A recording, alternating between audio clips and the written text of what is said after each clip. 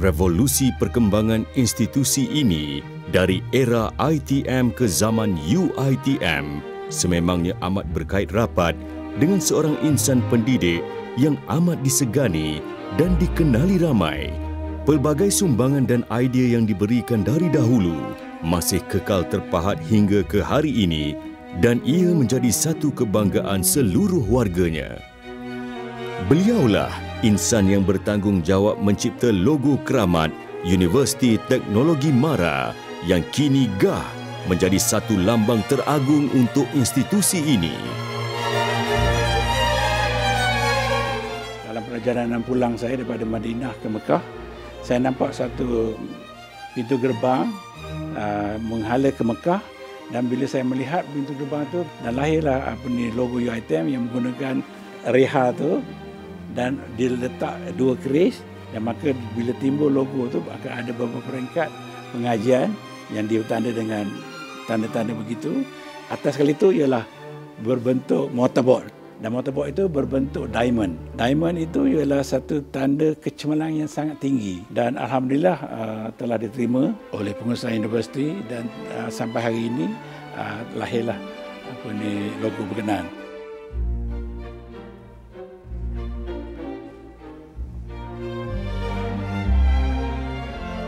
Datuk Dr. Ahmad Haji Zainuddin atau lebih dikenali dengan panggilan Tok Mat berkhidmat selama 27 tahun di Institut Teknologi MARA sebagai seorang pensyarah pada tahun 1978 di Fakulti Seni Lukis dan Seni Reka.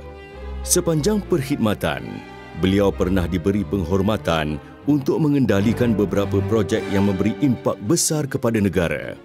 Saya mula bekerja sebagai pengarah seni di beberapa syarikat di Kuala Lumpur, Singapura dan Hong Kong. Dari situlah saya mula menimba bidang-bidang secara mendalam dalam bidang seni reka, seni lukis dan animasi. Jadi alhamdulillah saya melanjutkan pelajaran di peringkat masters di Michigan dan kemudiannya membuat PhD di Manchester. Jadi bila saya menjadi pensyarah pada tahun 78, dan ketika itu kalau kita tidak mempunyai latar belakang profesional, sukar untuk kita mengajar pelajar-pelajar kita kerana mereka ini keluar dengan diploma. Bila saya di UITM, saya sentiasa mementingkan bahawa teaching is the priority. Tok Mat juga pernah berkhidmat di peringkat pengurusan universiti. Pelbagai pencapaian berjaya diperolehi pasukan pengurusannya ketika itu.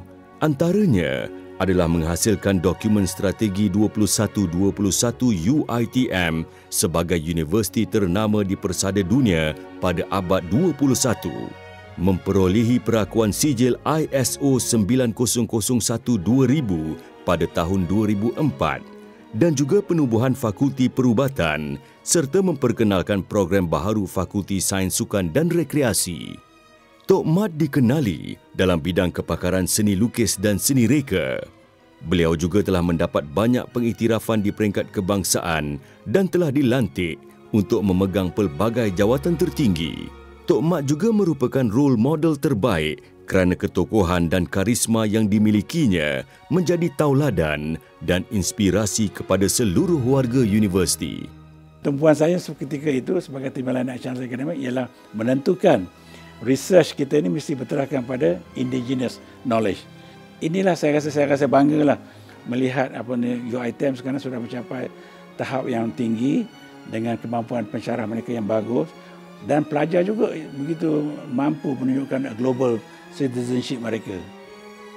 Selain mencipta logo UITM, beliau juga terlibat dalam mencipta logo dan identiti korporat di pelbagai agensi dan sektor kerajaan. Beliau juga pernah mewakili negara dalam menjalinkan kerjasama bagi meningkatkan kualiti akademik serta untuk mendapatkan pengiktirafan dalam bidang reka bentuk.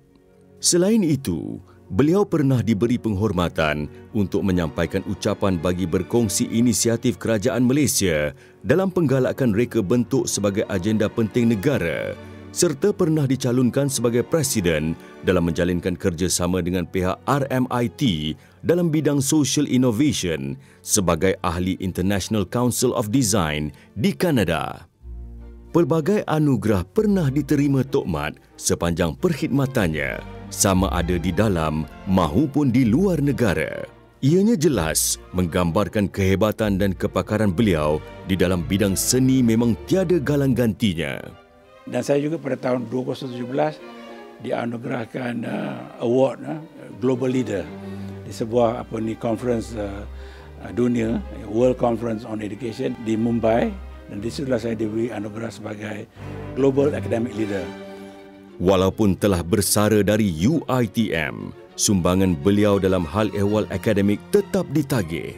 Ini terbukti apabila beliau menerima pelbagai lantikan dari institusi awam mahupun swasta. Ianya adalah sebagai satu pengiktirafan terbaik kepada kepakaran beliau dalam bidang pendidikan tinggi. Selain itu juga, kepakaran dan kepimpinan beliau diperlukan dalam menerajui pelbagai jawatan di peringkat ahli lembaga pengarah dan pengerusi di pelbagai institusi dan pertubuhan. Kalau kita nak jadi pemimpin dunia, kita harus memberi pendidikan yang setinggi-tingginya dalam bidang-bidang terbaru. Mesti ada pendekatan perubahan yang jelas nyata sealiran dengan dasar negara, sealiran dengan dasar-dasar industri, sealiran dengan global issue. Pelajar-pelajar kita ni mesti didedahkan kepada the global thinking, the global mindset, the global innovation drive. You have to make sure that every step of your life, every moment of your thinking itu sentiasa pertamanya adaptif. Kalau sekarang ni teras pemikiran negara ialah Madani, umpamanya for example. So I think we need to adapt some of the values of Madani supaya kita akan sentiasa bergerak rancak dan sentiasa tidak ketinggalan. Every minute of my life is about change. Sebab apa yang constant dalam dunia ini ialah change. Kalau kita asyik berfikir lama dan kita tak memikirkan change, kalau kita tak change, orang akan change kita. So basically daripada roturnization kepada innovation itu penting untuk melangkah jauh. Sebab apa? Kita mempunyai 33 juta penduduk berbanding dengan negara lain yang mempunyai banyak tenaga. Jadi kalau kita dengan tenaga yang sikit ni, kalau kita gunakan brain power kita boleh kan kalahkan siapa-siapa negara. Kerana apa? Brain power itulah yang menentukan moving forward pelajar-pelajar kita. Saya nak tengok pelajar kita menjadi pencipta akan datang.